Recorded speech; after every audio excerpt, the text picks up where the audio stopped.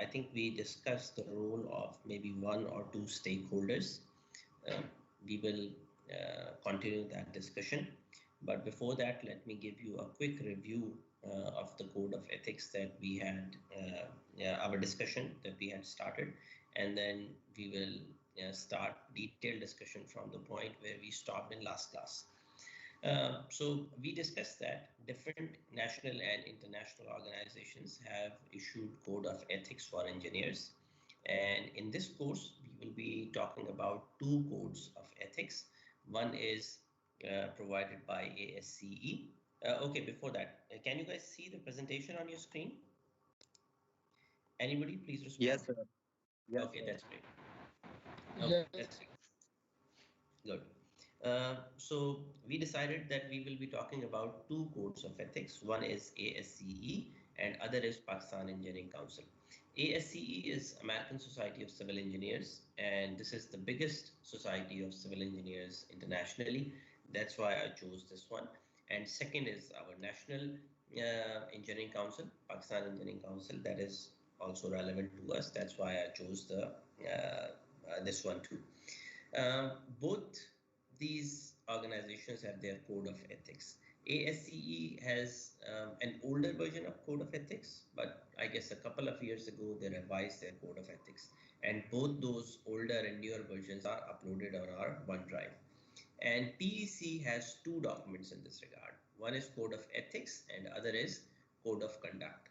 Code of ethics is basically a compilation of a few verses of Holy Quran from different surahs of Holy Quran, and those verses are related to truthfulness, honesty, integrity, etc. And the other document is the code of conduct. That document has basically the clauses that we wanted to discuss in this class. And both the ASCE code and PEC code, both these codes have certain, like a lot of overlapping parts. That's why I have decided that we will not be discussing both the codes in class. Rather, we'll be talking about just ASCE code, and you guys will go through the PEC code by yourself. And if there is any confusion, then we can talk about that in our class. I chose ASCE because ASCE is the smaller one. PEC is a bit longer code. That's why I thought it will take too much time in discussing that code in class. All right. So if you go through the ASCE code, it initially defines the fundamental principles, and we discussed these principles in our last class. First one is about the safety. We discussed that we cannot afford to design structures which are not safe. We want our structures to be durable, and we want sustainable infrastructure. We discussed different ways in which sustainability can be defined, and one of the definition is, for example, that we try to meet our current needs in such a way that our future generations can also meet their needs. Means we do not deplete all the resources, or we do not negatively affect our environment in such a way that this earth does not remain a livable place for our future generation. So this is the basic idea behind the sustainable development. We discussed that engineers treat each other and the society with respect, dignity, and honor, without regard to the personal identity. Then we discussed that engineers take care of the current and future needs of the society. We discussed that what possible current and future needs might be and how engineers take care of those needs. And fourth one is a general one, that engineers try to uplift the overall quality of life for the humanity. And after these fundamentals, we discussed the stakeholders for this civil engineering profession. The first and foremost stakeholder is society, then natural and built environment, profession, clients, employers, and lastly, peers. So out of these stakeholders, probably first stakeholder or maybe second stakeholder as well, we discuss in detail. When we'll come to the second one, I'll ask you guys that did we discuss that or not. And from there, we'll continue our discussion for this week. First stakeholder is society. again, we make structures which are safe for the society. We work to uplift the quality of human life. We give our opinion in a truthful manner. Um, okay, there is azan here, right, in the university. So let's just pause for a few minutes, and then we'll continue. Azan is over. Let's come back to our discussion. All right. And engineers show zero tolerance to bribe and fraud, and we have a general sense of service to the society. We treat everybody um, with respect, dignity, and fairness without any discrimination and harassment, and we respect the diversity of the society. We try to make our structures uh, as technologically advanced as possible, ensuring the safety and serviceability. And finally, we report any misconduct. Uh, if we see any misconduct, we report it to the appropriate authorities. These were some of the responsibilities of engineers with respect to the society. Next is natural and built environment. Where did we guys stop in our last class? Did we stop at the society or did we discuss the natural and built environment? Can anybody tell me this? Okay, I see a message in the chat. There's some internet. Okay, 1858. Okay, anyways, yes, guys, can anybody tell me that where did we stop last time? Did we discuss the natural and built environment or not? हमने discuss कर लिया था या नहीं?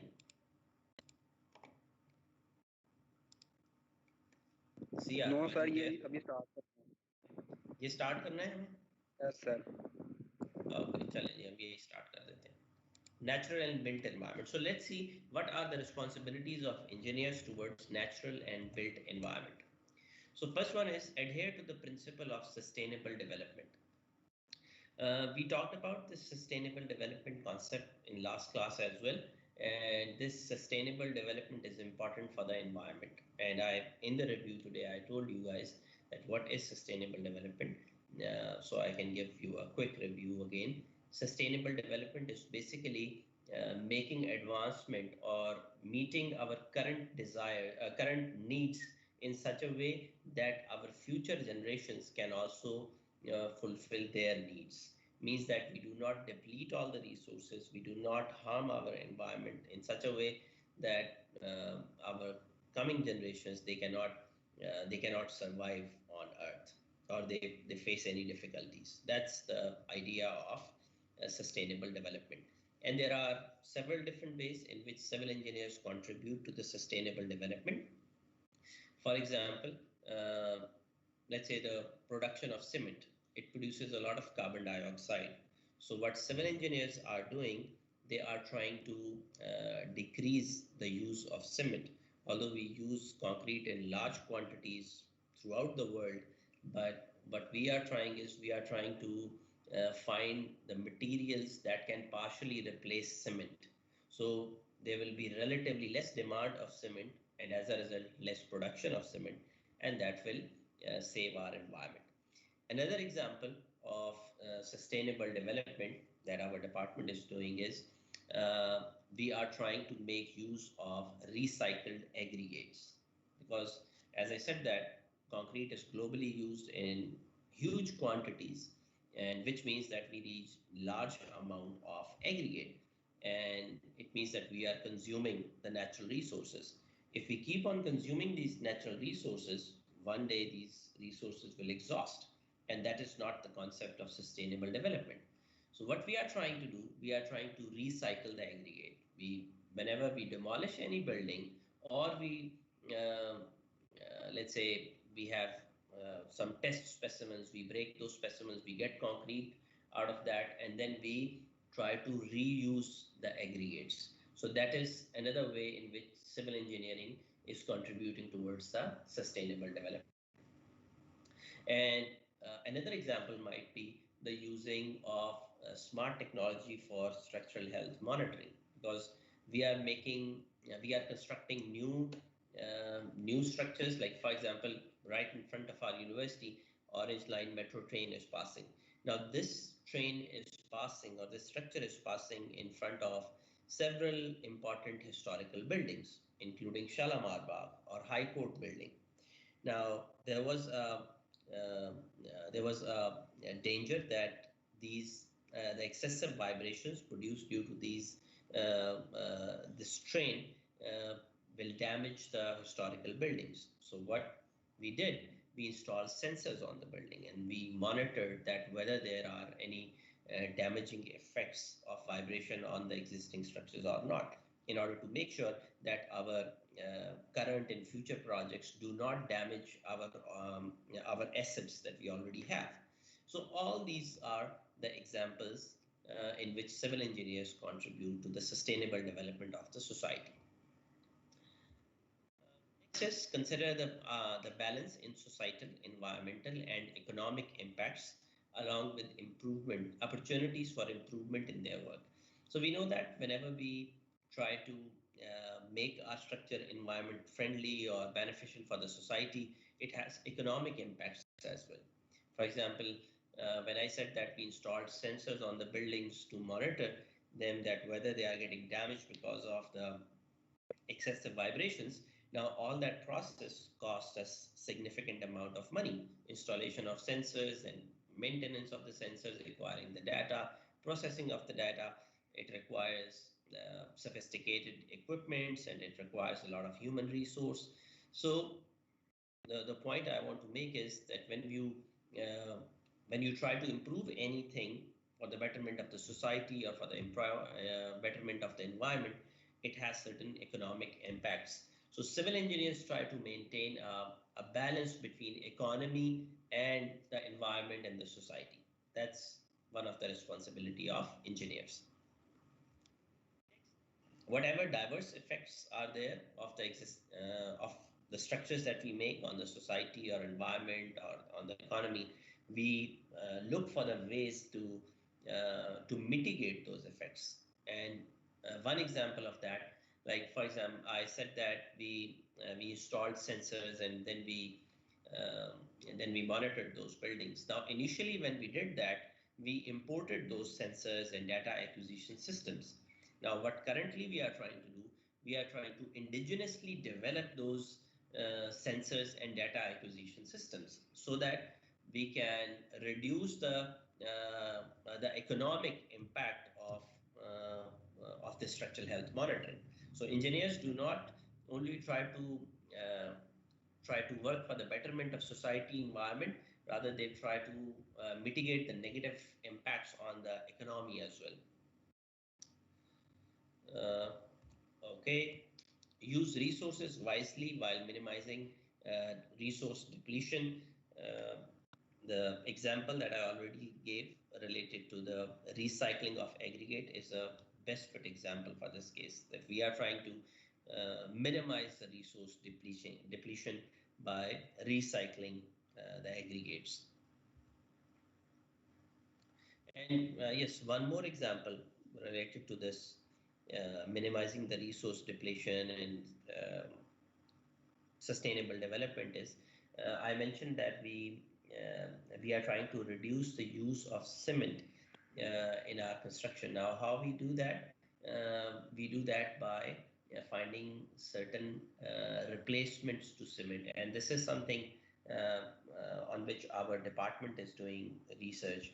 Like we are trying to find different materials, especially waste materials, which are already hazardous for the environment because we do not have any proper wastage system for those materials. So we try to use those materials in concrete as a replacement to cement. So basically that has dual advantage. One thing, we are reducing the use of cement. Other is we are utilizing the waste material whose disposal was a problem for the environment. So this is how we contribute to the minimization of resource depletion and the sustainable development. Okay, next, as engineer, when we are practicing our profession, we have certain responsibilities towards our profession as well. We are supposed to practice our profession in a way that we are like uh, we bring good name to our profession.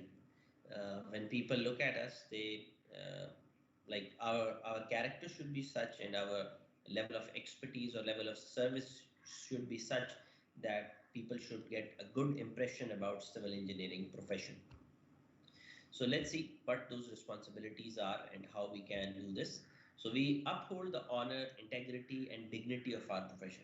And this is something that can be achieved by practicing our profession in a truthful and honest manner. Only then we can uphold the honor of our profession. Otherwise, we will uh, we will defame our profession, and that's not something that we want.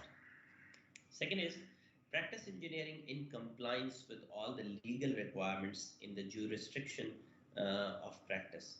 So, whenever we design or execute any project, there are certain legal requirements. And as an engineer, this is our responsibility to fulfill all those legal requirements. For example, if you are, let's say, constructing a high-rise building in certain area, now there are certain rules and regulations.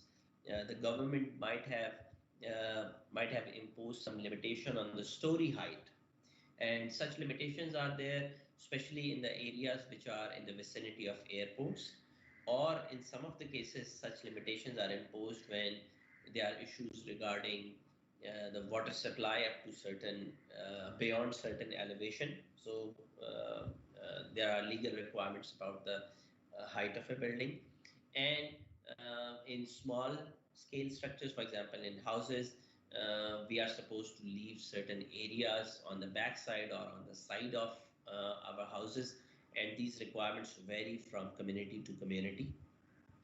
Another example of legal requirement is that if you are doing a highway project, then you have certain right of way. You have to plan your project within that right of way, and so you have to identify that which is your right of way, and then you plan your structure accordingly. So every structure has legal requirements, and those were just a few examples. And it is our responsibility as engineering professional to abide by all those legal requirements. Next is represent their professional qualifications and experience truthfully. Now, this thing points out to one of the negative conduct that we see in our society. A lot of time, people, in order to win projects, they exaggerate their qualifications and experience so that like they present themselves to be a more qualified person or more experienced person just to increase the chances of winning any project.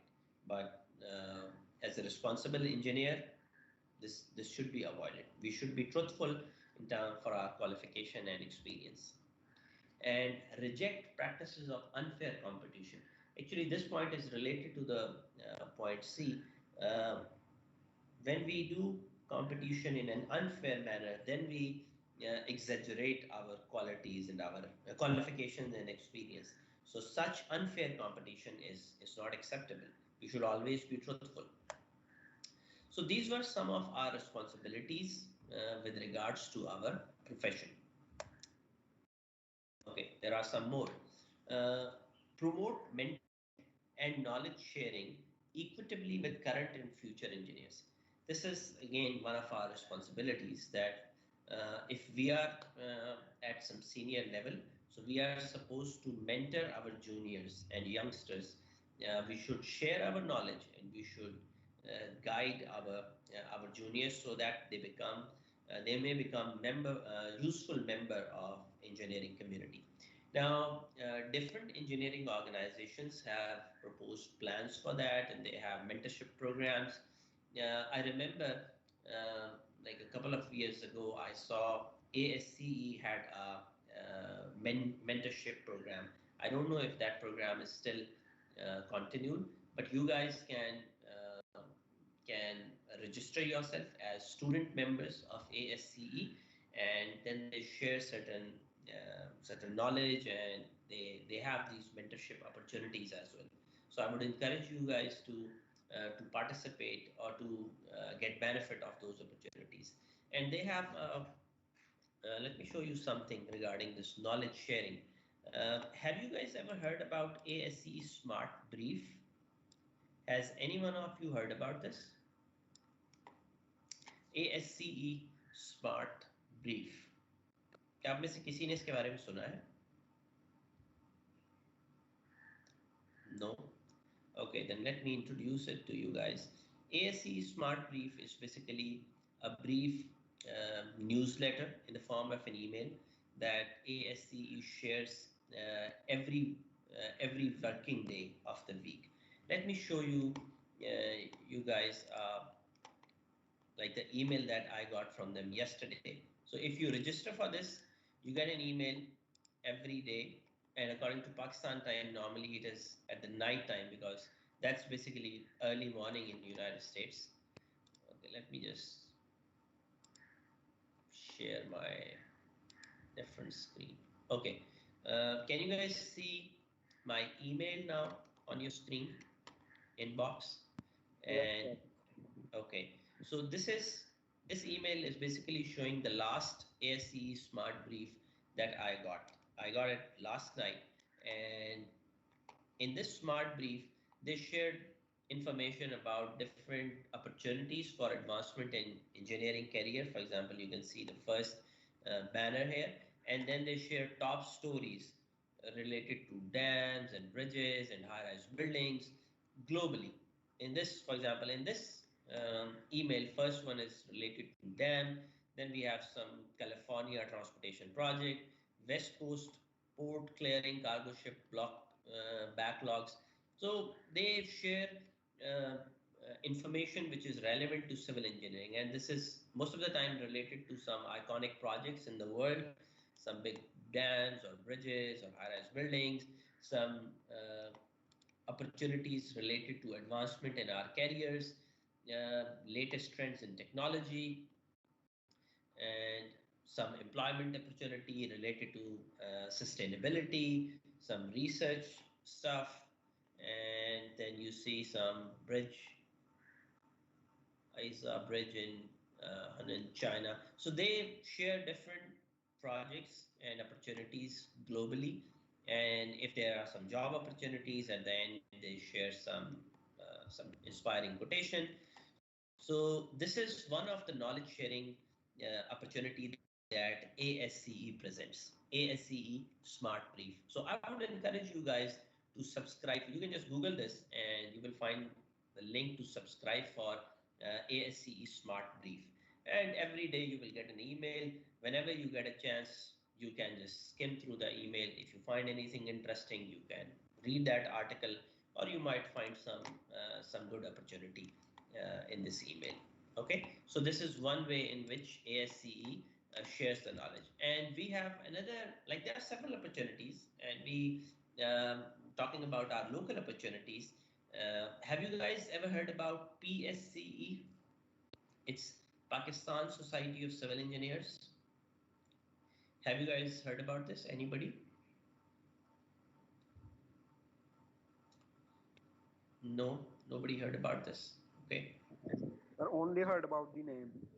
Only heard about the name. Okay. So now I can introduce that society to you guys. Pakistan Engineering Society is Pakistan Civil Engineering Society is basically formed on the similar pattern of ASCE, American Society of Civil Engineers. And what they do, they also provide opportunities for knowledge sharing. And I think they organize a seminar every month. And in that seminar, they invite practicing engineers, senior, sometimes very senior, sometimes relatively juniors, and those professionals share their knowledge with the engineering community. So that is also a good opportunity to learn about some fundamentals and some state of the art of civil engineering projects. So I would suggest you guys to at least follow Pakistan Society of Civil Engineers. Their membership is paid. I'm not sure if they have free membership for the students, but you can check that. If they offer free memberships, I would encourage you guys to become their member And if not, at least I think you can follow them on Facebook or on YouTube. That way you will get the recent update about our profession. And they also share some opportunities sometimes, like job opportunities. So anyways, that's a good platform to learn about civil engineering. Okay, so these are the two knowledge sharing opportunities that I wanted to share with you guys. Let's come back to our presentation. All right. So anyways, the point is that as an engineer, it's our responsibility to share knowledge, and there are different opportunities available. I would strongly recommend you guys to go out and take benefit of those opportunities. Educate the public on the role of civil engineers in society, and this is again related to upholding the honor of our profession, that we educate people that how important civil engineering is, and in what different key ways we impact our society. We need to educate the people. Continue professional development to enhance their technical and non-technical competencies. Okay, there is a term CPD. Have you guys ever heard about this? Anybody? CPD. क्या आप में से किसी ने ये term सुनी? Have you guys ever heard about this term CPD? Okay, no. All right, so let me again introduce this to you. CPD is continuous professional development. As engineers, this is our responsibility to continuously improve our skills. When you guys will graduate, you guys will take membership, or you will register yourself with Pakistan Engineering Council. And initially they give you the registration as a registered engineer. And after 5 years, you will have to appear in an exam to become professional engineer. And at that stage, they will ask you about your CPD points. This concept of CPD points is introduced to encourage students, to encourage civil engineering professionals to remain updated regarding our professions. Pakistan Engineering Council uh, organizes seminars, workshops, trainings in cooperation with some other organizations. Sometimes those seminars are organized in our university. Sometimes Pakistan Society of Civil Engineers organizes those events, and some other colleges and universities also organize those events. And every event has certain points, CPD points. If you attend seminars, workshops, conferences, you get certain points. If you improve your education, like you do masters, you get certain points. If you do a PhD, or you publish a research paper in a journal or in a conference, you get certain points. If you are doing a job as a professional or in academics, you get certain points. So all these activities have been assigned certain numbers, and those numbers are called CPD points. And when you will become professionals, you will have to gather those numbers. And when you will go for your professional engineering registration, you will have to show the evidence of certain number of CPD points. If you qualify that and you pass the exam, you'll become professional engineers. And later on, in order to maintain your designation as a professional engineer, you will have to keep on gathering those numbers, or those points. So that's a mechanism that civil engineering, Pakistan Civil Engineering Council has created for continuous professional development. And the same pattern is followed internationally. ASCE has also a similar pattern, and most probably we have like our system is also inspired by from their system. So this continuous professional development is our responsibility to enhance technical as well as non-technical competencies. In non-technical competencies, like in technical competency, we have the hardcore civil engineering knowledge, like our design or construction, and there are different types of designs. And in non-technical side, we have leadership skills or communication skills or soft skills. So all this is the non-technical side. We are like the code of ethics encourage us to gather both types of knowledge, technical as well as non-technical. So these were some of our responsibilities as engineers. towards our profession. Now let's move to our responsibilities towards our clients and our employers. Okay, before moving to that, let me take any questions. So if you guys have any questions or comments, please raise your hand if you want to ask anything before I move to the next stakeholder, which is clients and employers. So anybody having any question? Any question, guys?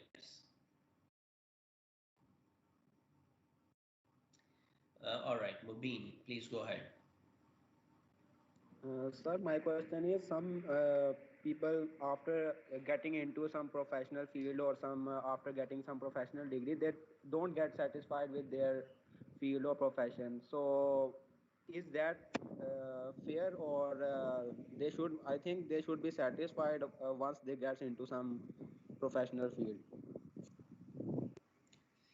Um, Mubin, being satisfied or not, it varies person to person. And I think uh, it is at the end it comes to the person who we are talking about.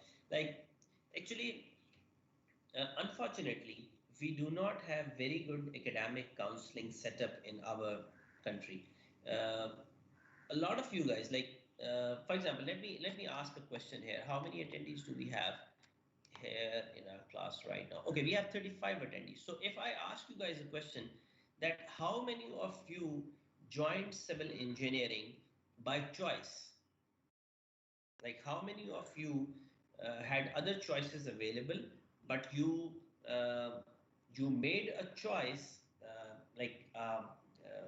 like with the rationale, you had other options available, but you studied different options, and then you decided no, civil engineering is the best one for me, and that's what I'm interested in, and I should go for it. So how many of you did that? Okay, one hand only, and that's yours, Mubin, right? So you see, we have 35. Okay, second, we have two hands. So at least like 36 people and at least 34 people, uh, like they have not raised their hand. So how this thing happens or this thing works in our society? Okay, we have three.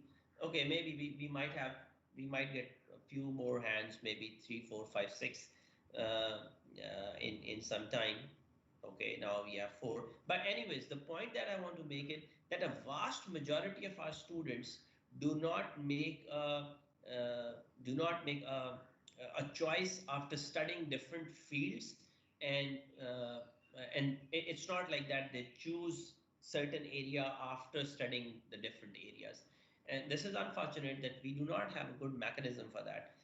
Abroad, like I have experienced one thing, like in United States, what like the practice is, in summer we have summer engineering academy, and what happens is in summer engineering academy, the children or the young boys and girls who have completed their higher schools, means their FSC in our Pakistani terminology, who have completed their FSC, they come to the university, and engineering college and the other colleges organize a summer engineering academy. And in summer engineering academy, the kids uh, go to the different engineering colleges, like civil engineering, mechanical engineering, electrical engineering, and then they have 3 to 4 hour session where experts from those fields brief them and give them a hands-on experience that what they will be doing if they join that field. So in that case, they get a very good exposure about different engineering fields, and then they make a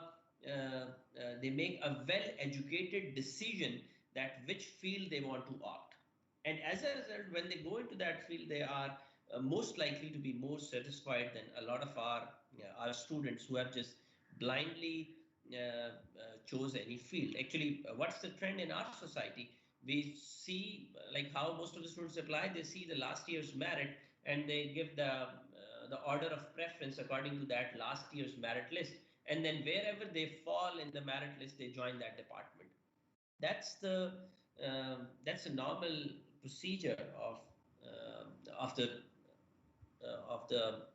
of choosing the field which we want to join, and that is not a rational way of doing it. So that is why there are chances that a lot of the students might not be satisfied. They may or may not be satisfied with the field they are in.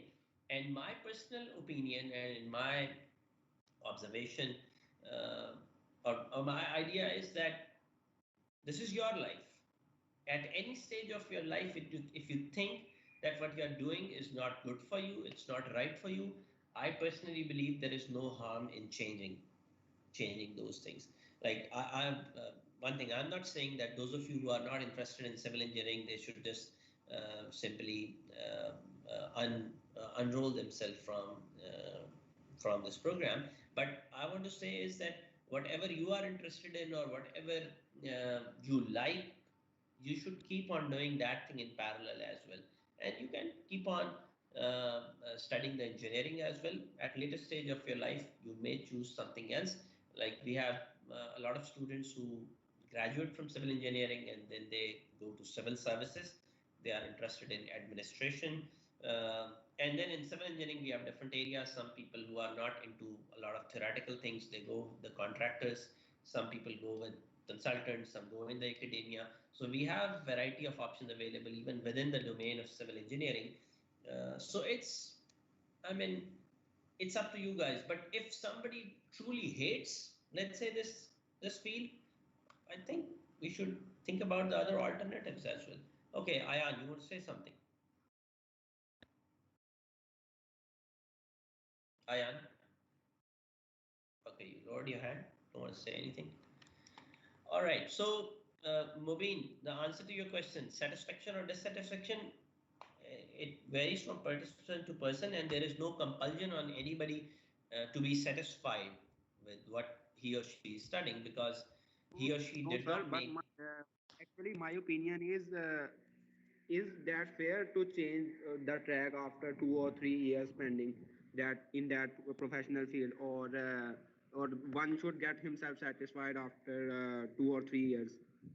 No, I think um, human beings are free, like God has created us free. So if you are not satisfied, well, at least well, there are a lot of people who have this opinion that, okay, now if you have joined this profession for the dignity of the profession, you should continue with this.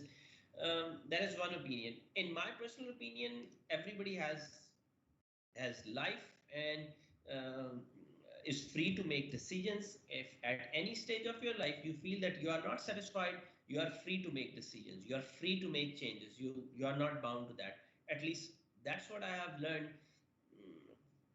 from my exposure in United States. Like when I was living in Pakistan, when I did not have that exposure, probably I had this opinion that, okay, once you have joined a profession, you should stick to that, and because you have spent a lot of money on that, you have spent a lot of time on that, so you should try to get somehow try to get satisfaction. But what I have seen in United States, people don't do that, and they lead a lot happier life. So I don't think so that you have to stick to this if you are not satisfied. Yeah, try different options within the profession, contractor, consultant, or some be in academics, do some research or teaching. But if you don't like it at all, leave it. No worries. This is your life, and you don't have to live a miserable life. At least I am not of this opinion. Do whatever you like. You have certain responsibilities, like obviously you cannot do something really stupid. You have responsibilities. You need to make your living and fulfill other requirements. So, but if you are really unhappy with this, you can change, in my opinion. And you might disagree with that, and that's okay. Everybody might not agree with my opinion. My opinion is it's okay to Yes, sir, change, that's true. right? That's true, sir. All right. I hope I answered your question. Now, let's move on. Okay, so there are, we were at the client and employers, right? There are 1,000 ways in which our actions as professionals affect our clients and employers. So we are supposed to be faithful to them, and we are supposed to report always, like report the truth to our clients and our employers. If we are working in an organization, we will be an employee. If we are running our own business, we will be working for client. And in whatever capacity we are working in, we are supposed to report everything truthfully. If there is any conflict of interest, we must report that. There may be conflict of interest in several different cases. For example, if you are a contractor and if you are practicing your contractor business for years, you might develop, or you will surely develop some good relationship connections with several vendors, let's say, who supply material. Now, a lot of times, contractors, when they are supposed to, when they buy materials themselves on behalf of client, they get commission from the vendors or suppliers, and sometimes the commission is in terms of money, or sometimes they take some other favors, and for those favors they at times compromise on the quality of the material as well. But like, this is a conflict of interest, that for your personal interest, you do not watch the interest of your client or your employer. So uh, there comes a conflict of interest. As an engineer, we are supposed to avoid that conflict of interest as far as possible. If there is a conflict of interest, we are supposed to report that conflict of interest to our client or our employer. That is the fair thing to do. Communicate in a timely manner to clients and employers any risk and limitations related to their work. So if we are constructing any building or any bridge, if there are any limitations or there are risks associated on site, we should always clearly communicate to our clients or our employers. Okay, we are actually, okay, 49. We are basically, I think we are running out of time, so I'll just quickly go over this.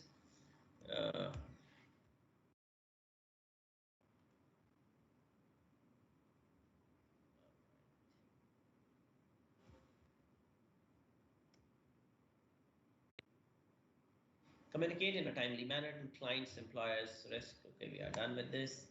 Uh, Present clearly and promptly the consequences of to clients and employers if their engineering judgment is overruled.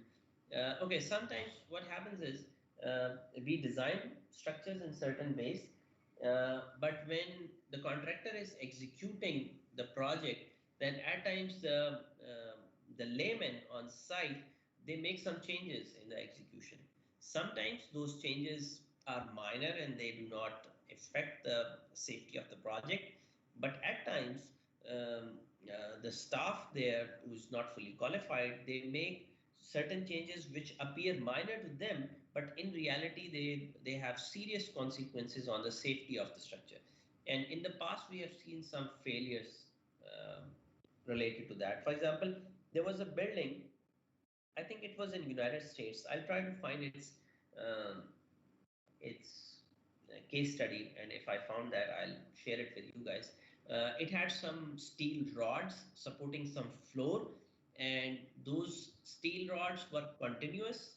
Okay, is there any message? Okay, those steel rods were continuous through the floors. During the execution of the project, the contractor made them discontinuous. He provided proper joints, but actually providing discontinuity on those rods entirely changed the load distribution of the system, and ultimately that structure collapsed. Now, this was a minor change in opinion of the contractor, but actually it greatly affected the entire load distribution system of the building, and finally that collapsed, and it led to several casualties. So whenever you see any such change or alteration and your engineering judgment is overruled, you must always report the client or your employer. Confidential information must be kept confidential. As engineers, we get detailed information about the projects, and normally the clients or the employers, they do not like their information shared with anybody else, and this thing becomes really critical when you are working on some projects of national interest, like you are working for a nuclear power plant, or you are working for some other defense facility. So we get access to such information which is really confidential, and as an engineer we are always supposed to keep that information confidential. And this also includes some of the financial informations, like we do not have the practice of using credit card a lot in our part of the world, but internationally that is pretty common. And when you are doing those transactions, so you, like, a lot of times you get the confidential financial information of the client. You are not supposed to leak that, because that may lead to serious financial consequences. Uh, Perform services only in the area of competence. A lot of time people uh, working in the industry, they just to make more money, they do the projects that they are not capable of, but we are not supposed to do that. And sometimes people take money and approve or sign the drawings or calculations of the projects that they have not designed themselves. When you guys will become engineers, you guys will all, and you will have a PEC number. You guys will experience this thing that you guys will get offers from contractors or some other companies that we need some PEC number for registration of our company. We'll pay you this much amount of money, so give us your PEC number. But indulging in any such activity is unethical. So we should refrain from such activities. Next, our responsibilities to our peers. Okay, peers are the people who are working with us, our, like, who are at our level. For example, your class fellows are all your peers. So we have certain responsibilities to our peers. Um we should always give credit to our peers. Like, whatever work they have done, we should give credit of that work to them. There is a term that we use, that is credit hog. It's an English term. Credit hog is a person who takes credit of others' work. And we, even not only in professional life, we see that in our academic life as well. You might have seen, you guys have done a lot of work in the assignments in the form of teams, and you see there are people who do not contribute to the work, but when it's the time to take credit, you see them at the front. So such people are termed as credit hogs, and that's not a professional way. We are not supposed to do that. We should always discourage this kind of behavior. If you are including anybody else's work in your own work, you're reporting that, that should be properly acknowledged, and we should cite that work. That document or that report should be a part of our list of references, and we should properly mention that. That is what we mean by attributing others' work. We always try to develop a good work environment at our workplace. We discussed these things in detail when we talked about developing good work ethics. We promote the inclusive environment, fair environment in which there is no discrimination, there is no harassment, so that everybody uh, can become a useful member of the team, and we can get benefited from everybody's potential. And we act with honesty and fairness whenever we are working collaboratively. Again, the meaning is that we don't be a credit hog. Okay, so these were, okay, there are a few more. We encourage the education and development of our engineers, like our peers. Whatever we know, we share that knowledge with them, so that everybody can become a valuable member. And if we are supervising any group of people, we are supposed to supervise in a respectful manner and in a fair manner. We see sometimes that our seniors become a bit rude, but that's not right. Whenever we are mentoring anybody, we are supposed to be respectful, and we should do this in a dignified manner. And whenever we are commenting on anybody's work, we should comment in a professional way. Sometimes people, uh, like, when they are commenting on somebody's work, they bring personal life into it. So that's totally not acceptable. When you are working professionally, you just focus on the professional work. You should not talk about anybody's looks or language or accent or like appearance or dressing. So these things, when we are working together professionally in the form of a team, we are not concerned about any of those things. We are just concerned about the professional work, and that's how we should comment on the work. That's what a good professional does. And if we see any violation of code of ethics, we are supposed to report it to the relevant agency. This code is from ASCE. That's why they said report it to ASCE. So that concludes our discussion about the code of ethics by ASCE. Next is the PEC's code of ethics. We will not be discussing it in class. As I said, that there is a lot of repetition because it talks about the same stuff. But I have already shared the code with you guys. If you have any, just read that out. If you guys have any queries, we can discuss it in the next class. So this concludes our discussion for today's class. If you guys have any question or comment or suggestion, please raise your hand. Meanwhile, I can take your attendance. So any question, guys?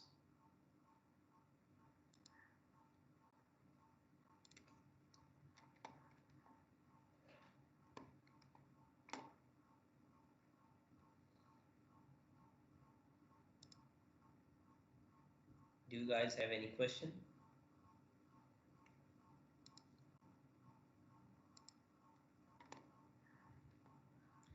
Okay, your attendance is marked. It's 158, so we are like almost done. All right, guys. So if you do not have any question further, so let's conclude our discussion here and see you guys in next class, inshallah. Hafiz.